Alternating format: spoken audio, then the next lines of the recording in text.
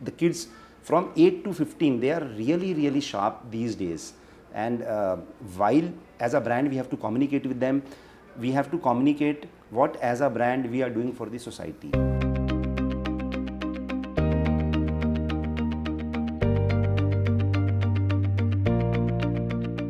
Marketing to kids is of course a lot of responsibility for brands, because how you talk to kids is very important, and of course there are some silent do's and don'ts there.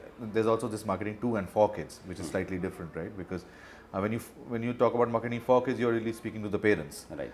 So there are different products there. So what is your overall view on the responsibility angle is what I... Yeah, there are few things which every one of us has to take care, that you need to be really authentic, Right. what you are talking. It needs to help them to understand few things, and it should be progressive in nature, and it needs to be more, when I said relevant or authentic, it means what you are communicating with them, they should when they indulge those things in their habits, it should make them progressive. Right, so this is what we within Panasonic, when we do any communication, even for the parents or even for the kids, so we keep these things in positive learning. Yeah, basically. positive learning has to be there.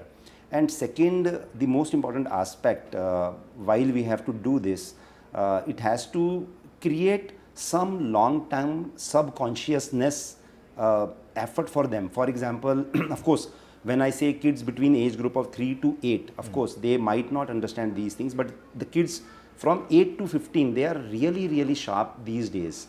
And while as a brand we have to communicate with them, we have to communicate what as a brand we are doing for the society, what as a brand we are doing for the overall upliftment of the things which we need to be need to do. And so this is what a lot of initiatives within us, within Panasonic, within our organization we are doing, and we keep on learning and understanding from the parents also, those who have the younger kids including me, that how kids really behave, shape up, and how when they listen to the various types of mediums.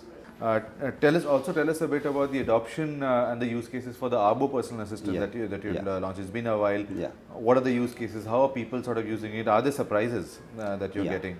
So actually, as we all know, that technology is playing a major role in today's life. For example, while everyone is selling handsets, we are also selling handsets. So it needs to be customized. While we develop our own platform, which is Arbo Hub, in which a consumer primarily, what they are doing on the daily basis, this platform is learning that. Right. For example, in a simple words, for example, if every day in the morning 9 a.m. you book Ola or Uber, so for over a period of time, this will learn by itself, and it will give you the recommendation and suggestion. It's time to book Ola or Uber. Wonderful. And then not only between Ola and an Uber, it will give you a suggestion which is near to you, which is cost effective to you also. Right. Same way, there can be another example of learning. For example, every Saturday, Sunday, you order maybe lunch or the breakfast at home from some specific restaurant or from specific place.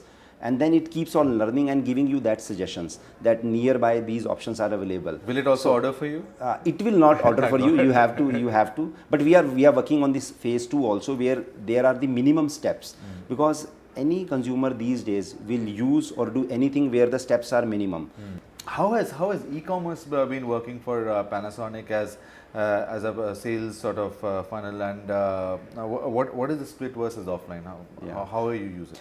For us, it is very interesting, because the younger generation, when I say younger generation between age of 18 to 35, these days they prefer to buy online. Convenience. Whether they have to buy mobile phones, now even these days consumer durables, be it refrigerator, washing machine, air conditioner. Though earlier this was a family buying decisions, 3 or 4 members from the family going to a retail outlet and buying. So now these are totally changing. And we all know that how e-commerce is taking up space. Every month or every quarter there are some big events planned by the e-commerce players, where you get a lot of deep discounting, sales, a lot of offers on the price points side also, or otherwise also. So for us also it's a very promising. And if you see, we have a brand Panasonic, and then within Panasonic we have a brand Sanyo. So Sanyo as a brand, which I also take care of, brand Sanyo within Panasonic. This is an online focused brand only. So only online? Only online. Or online focused? I mean, you don't have offline at all for Sanyo? We don't have offline at all. We will have only online. You spoke about discounting. This is something which also affects several other sectors, and it creates some sort of friction between offline retailers, because e-commerce will stay. It does drive volume, so you can't do without it, right? Either. So where does that conversation go really? Within Panasonic, we tried to manage it in a very, very good way. We have managed both the channel, online channel and the offline channel. We gave exclusive products to the online channel, so that there is no impact on the customer or the channel partners between the offline partners. And as far as important question is how the discounting happens and how this will impact the overall retail partners or the channel partners.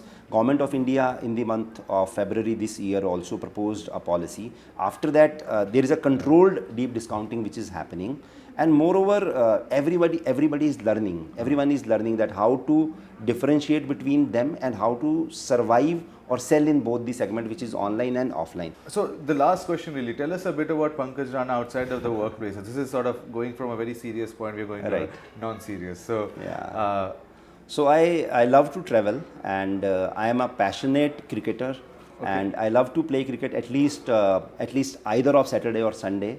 And when I say I love to travel, I keep exploring various places within India.